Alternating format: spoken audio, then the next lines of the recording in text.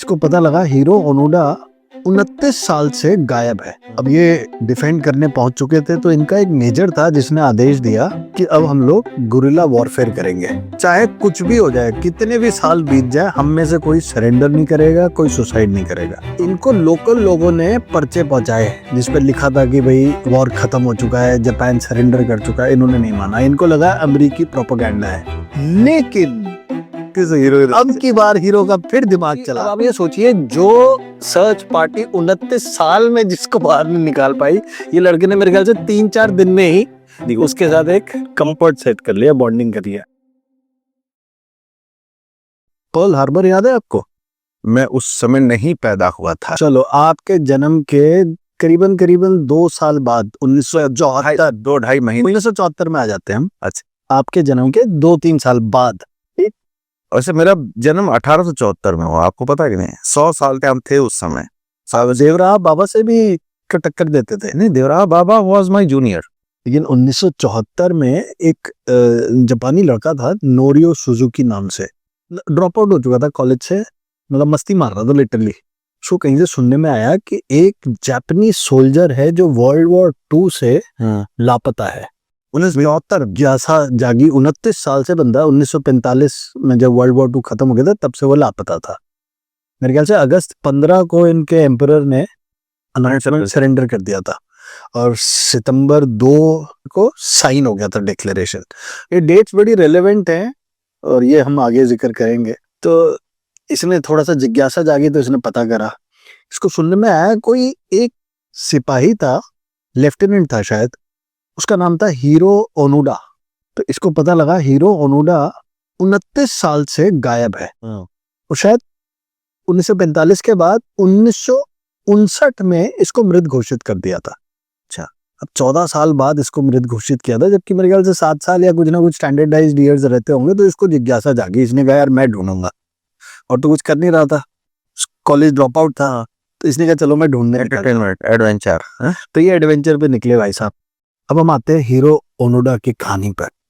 तो hero Onoda साहब जन्मे थे 1922, मेरे ख्याल से 1920-21 के आसपास। वो एक पैंडेमिक आया था, जैसे अभी हमारा कोविड आया था, तब वो स्पेसिफाइड हुआ है उस समय। तो उसके ठीक बाद ये जन्मे थे।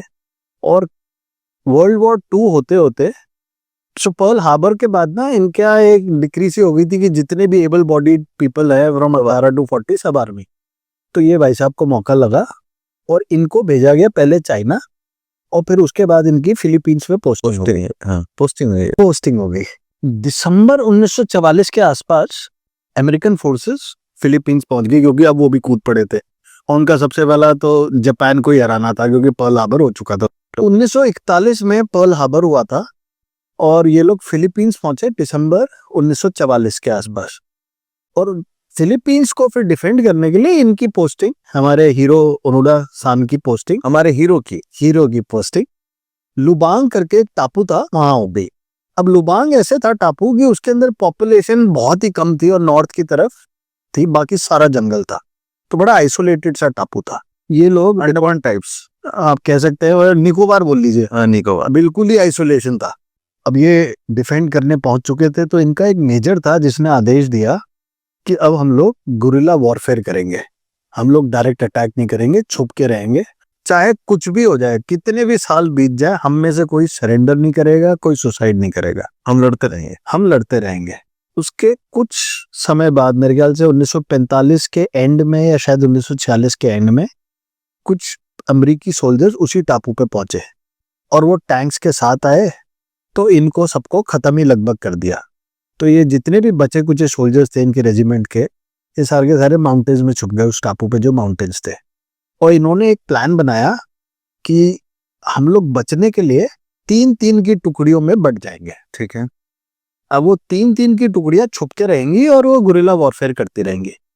अब ये 3 की जो टुकड़ी थी, इनमें एक तो हमारा हीरो था, एक और कोई प्राइवेट था और एक कोई कॉर्पोरल, मुझे उनके नाम सब के याद नहीं है। हाँ, इन हीरो का नाम साथ हीरो इंपॉर्टेंट है, हीरो इतना इंपॉर्टेंट है, बाकी तो साइड कैरेक्टर है। और इनके साथ एक चौथा आदमी और आ गया, अकात्सु करके था, उसको भी प्राइवेट करके इनकी रैंकिंग रहती है, तो वो भी प्राइवेट। सो 2 प्राइवेट, एक कॉर्पोरल और एक लेफ्टिनेंट, ये इनकी एक टुकड़ी बन गई। अब ये 4 छुप के अटैक करते रहे, बचते रहे।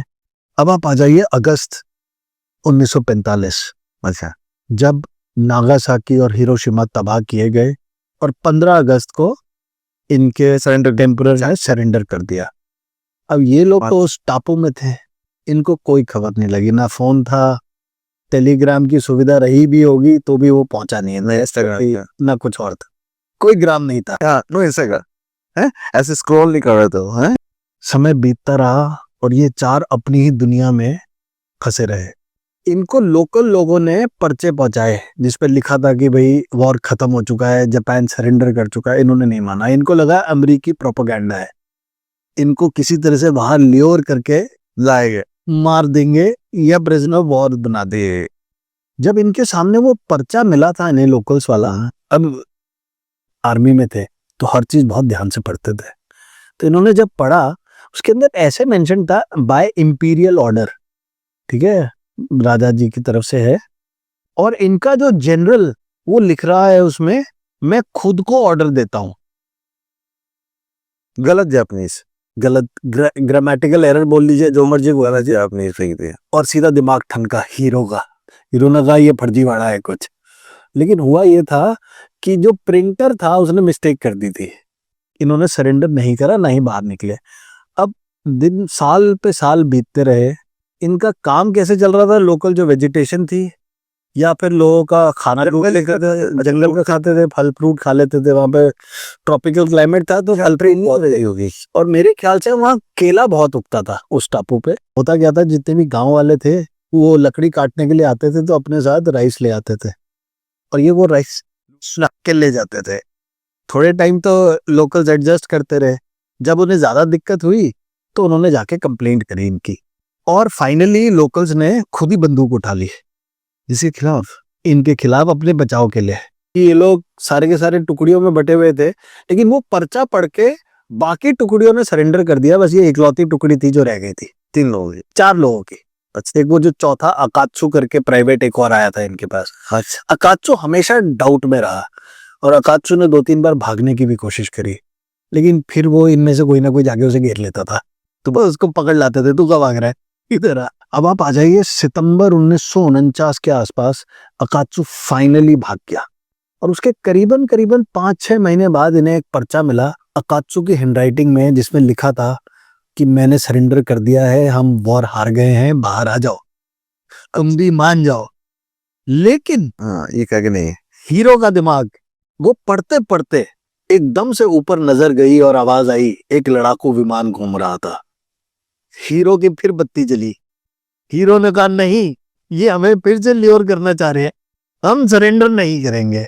अब बचे थे 3, एक वो खुद हीरो, एक वो कॉर्पोरल जो था, और एक और जो प्राइवेट इनके साथ था।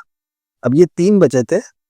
अब ये चूंकि चावल वगैरह उनके चोरी कर लेते थे लोकल्स के, तो लोकल्स ने खुद हथियार उठा लिए थे, बंदूक। अब अकात्सु तो चला गया।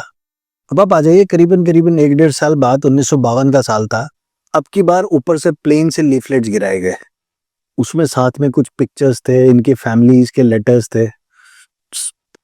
लेटर्स पहचान में आ गए, हैंडराइटिंग पहचान में आ गई, फोटोज में अपने परिजन पहचान में आ गए।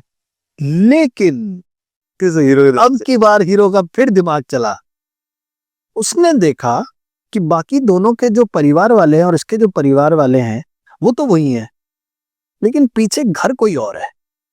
अब उसको फिर डाउट हुआ, बोला कि फिर मेरे को बना रहे हैं। अब उसमें रीजन ये था कि 1945 में इतनी कारपेट बॉम्बिंग हुई थी कि सबके घर तबाह हो चुके थे, लेकिन हीरो को पता नहीं, तो बेनिफिट ऑफ डाउट दे सकते हैं। अब ऐसे समय बीतता रहा, ये लोग लूट रहे हैं, मतलब ये लोग तो डेली बेसिस पे लूटते हो। ये चावल तो खाने देने, जिंदा रहना था तो चावल लूट लेते थे, तो लोकल बेचारे इतने परेशान हुए, उन्होंने खुद ही बंदूक रख ली। और एक बार क्रॉस फायर में इनका, इसके साथ में जो कॉर्पोरल था, शायद उसका नाम शिमादा या कुछ था, उसको गोली लग गई। तो भैया कैसे तैसे इन्होंने उसको वापस ले गए। करीबन करीबन 1 साल बाद वो जो फिलीपींस की लोकल आर्मी थी, उसका यूनिट एक माउंटेन में शूटिंग प्रैक्टिस कर रहा था। वो गलती से प्रैक्टिस थोड़ी सी टेढ़ी हो गई, शिमादा को फिर गोली लग गई। अब की बार शिमादा बेचारा एक बार बच, अब बचे 2, एक प्राइवेट और एक हमारा हीरो। फिर 1 साल के बाद करीबन करीबन या 2-4 महीने बाद फिर एक सर्च पार्टी आई और जापानीज को तो अपने बंदे वापस चाहिए थे भैया, 2 बंदे बेचारे अभी भी लड़ रहे थे। सर्च पार्टी इस बार इसके बड़े भाई को ले आई, तोशियो करके नाम था, उसको ही साथ में ले आई कि भाई तू ही खुद कन्विंस कर ले। लेकिन फिर हीरो का दिमाग घूम गया। फिर हीरो का दिमाग घूमा, मेरा भाई इतनी आसानी से तो नहीं आ सकता, पक्का उसको अमरीकी लेकर आए। फिर हीरो बाहर नहीं निकला, नहीं निकला। गोली मारता रहा और वो सब चले गए। ऐसे ऐसे फिर समय बीतता रहा, सालों साल। आप सोच लीजिए 1945 से हम 1962 के आसपास तक तो आ ही चुके हैं। जापान में ना एक, जैसे हिटलर को था ना आर्यन दिमाग में, ऐसी इनके दिमाग में था कि हम ईस्ट एशिया को पूरे को कॉन्कर करेंगे और पूरे पे राज करेंगे, ये हमारा जन्म सिद्ध अधिकार है। तो इन्होंने एक ईस्ट एशिया प्रॉस्पेरिटी सोसाइटी ऐसे करके कुछ बना रखा था। तो हुआ ये कि इसको क्लियर था, अगर हारेंगे तो सब खत्म होंगे, जीतेंगे तो सब जीतेंगे ऑब्वियसली, सब जिंदा रहेंगे। तो इसको बार बार यही डाउट था कि अगर अमेरिकी आ रहे हैं तो फिर तो कोई बचा ही नहीं होगा। मतलब जापान को कोई नहीं बचा। 1965 के अंत की बात है, ये दोनों चोरी चकारी तो करते ही थे, तब तक रेडियो आ चुका था और इनके हाथ एक रेडियो लगा और रेडियो में न्यूज सुनी। न्यूज में जापान और अमेरिका के अच्छे रिश्ते सुने। लेकिन फिर इसको डाउट हुआ कि यार ये मेरे साथ खेला हो रहा है जानबूझ के बेचा है। और इन्होंने जानबूझ के यहाँ पे डिवाइस छोड़ दिया है। तो इसने फिर छोड़ दिया। अब आप ये लगा लो कि और 4-5 साल ऐसे बीत गए। मेरे ख्याल से अक्टूबर का महीना था 1972 का। इन लोगों की ना आदत सी पड़ गई थी, ये लोग क्या करते थे, कई बार जाते थे, लूटते तो थे ही, आग भी लगाने लग गए थे। जो खेत होते थे लोगों के, उसमें आग लगाने लग गए थे। ऑब्वियसली लोकल्स ने जाके पुलिस को कंप्लेंट कर दी। शायद अक्टूबर 19 का दिन था 1972, जिस रोज पुलिस आ गई वहीं पे जब ये आग लगा रहे थे। और इसका जो आखिरी बचा हुआ साथी था, जो प्राइवेट में उसका नाम भूल रहा हूँ, उसको गोली लग गई और वो खत्म हो गया। अब बचा कौन? हीरो अकेला। हटा पोस्टर निकला, हमारा हीरो अकेला रह गया 1972 के सन में। अब हुआ ये कि फिर एक सर्च पार्टी भेजी जापान ने। अब की बार वो लोग लोकल न्यूज़पेपर्स अपने वहां छोड़ गए, जिसमें इसका जो प्राइवेट था, शायद उसका नाम कोजुका या कुछ था, उसका जिक्र तो था फिर से। लेकिन उनके यहाँ कोई शायद रीति थी या कुछ था कि वो कुछ ना वेस्ट बैंड बांधता था। और जैसे आप याद है, आपने एक वो स्टोरी सुनाई थी जिसके अंदर वो घंटियां बांधते हैं मंदिर में अपनी इच्छाओं के लिए, तो ऐसे ही इनके यहाँ ब्लेसिंग्स के लिए कुछ स्टिचेस बांध देते थे वेस्ट बैंड पे। उस वेस्ट बैंड का जिक्र नहीं था उस न्यूज आर्टिकल में। और किसका दिमाग चला? हीरो का। हीरो ने कहा कि इसकी डेथ का तो जिक्र है, लेकिन उसका जिक्र फिर बेवकूफ बना रहा। फिर बेवकूफ बना रहा है। हीरो फिर नहीं माना। जापान कह रहा भाई इतना तो स्कीम हम भी नहीं कर सकते यार, माफ कर दे। और आप डिल्यूजनल बोल लो, एलुसिनेशन बोल लो, लेकिन और इसके अंदर ना वो 2 जो कंडीशंस बोली गई थी, एक हम गुरिल्ला वॉरफेयर करेंगे और दूसरा कुछ भी हो जाए सरेंडर नहीं करेंगे। उस जनरल की बात पे ये अडिग रहा। अगले 6-7 महीने जापान ने फिर 3-4 सर्च पार्टी भेजी, लेकिन हीरो बाहर नहीं निकला अकेले। उन्होंने शायद कुछ चीजें भेजी, इसने शायद एक थैंक यू नोट या कुछ भेज दिया कि भाई उन्हें पता लग जाए कि मैं जिंदा हूं। अब आप आ जाइए 1974, जहां वो हमारा नोरियो सुजुकी, वो लड़का इसको ढूंढने निकला। अभी आप हीरो की कहानी सुन रहे थे, अब आप सुजुकी पे आए। अब सुजुकी पहुंचा फिलीपींस। इसने वहीं जंगल में डेरा डाला, कैंप लगाया। पता नहीं क्या हुआ, हीरो इससे मिलने पहुंच गया। हीरो ने इसके जो पहनावा था उससे शायद पहचान लिया कि ये जापानी है, और अकेला था शायद उस वजह से कंफर्ट आ गया। कोई बंदूक नहीं थी, लेकिन इसके साथ 2-1 घंटा बात करी बैठ के। अब आप ये सोचिए, जो सर्च पार्टी 29 साल में जिसको बाहर नहीं निकाल पाई, ये लड़के ने मेरे ख्याल से 3-4 दिन में ही उसके साथ एक कंफर्ट सेट कर लिया, बॉन्डिंग करी है। और उसी दौरान उसने उसके सामने ये न्यूज ब्रेक करी कि भाई खत्म हो चुका है, वॉर खत्म हो चुका है, मैं बड़ा सरेंडर हो चुका। हीरो ने उसको ये बोला कि यार मैं हथियार डाल तो दूंगा, लेकिन मेरे को अपने इमीडिएट सुपरवाइजर का ऑर्डर चाहिए। बिना ऑर्डर के नहीं करूंगा, क्योंकि उसी वजह से मैं आज तक टिका हुआ हूं। उस लड़के ने उसको बोला कि ठीक है। उसने उसके फोटोग्राफ ली प्रूफ के तौर पे, कि वहां जाके दिखाएगा कि जो भी उसका मेजर था कि सर देखो ये अभी जिंदा है, ये अभी लड़ ही रहा है। आपके कहने अनुसार ये अभी भी चालू है। ये वापस गया, इसने उस मेजर को खोजा, पता लगा वो एक बुक स्टोर चला रहा है, इसको यहाँ लगा रख के खुद बुक स्टोर चला रहा है। फिर ये 2 हफ्ते बाद सुजुकी इसको लेकर आया मेजर को, उससे रिटर्न ऑर्डर दिलवाया या वर्बल जैसे भी दिलवाया, बुलवाया कि भैया आर्मी अब हमारी सारे ऑपरेशंस खत्म कर चुकी है, चल वापस। अब हीरो चूंकि ये लोकल फिलीपींस में कई सारे कांड कर चुका था, तो उसे मनीला लेके जाया गया। मनीला में प्रेसिडेंट जो उस समय था उससे मिलवाया गया, मार्कोस, मुझे नाम नहीं पता बट उससे मिलवाया गया। मार्कोस को मैं इसलिए जानता ना, 10,000 जूते थे उसके पास इस शिविर में, इसलिए याद रहते मार्कोस। और उसने इसको पार्डन दिया, तब जाके ये वापस जा पाया। और कहते हैं कि शायद इसकी 2014 में डेथ हुई है, बट 1991 या 96 में ये वापस डुबांग गया और उसने करीबन करीबन उस समय $10,000 एक लोकल स्कूल में डोनेट करे, एक प्रायश्चित के तौर पे कह लीजिए। ये तो बंदे मारे होंगे, मारे तो होंगे, बहुत बंदे मारे। बहुत बंदे तो पता नहीं मारे नहीं मारे, लेकिन ये इतने परेशान करता रहा, लूटपाट मचाता रहा, वो तो इसने करा ही करा है।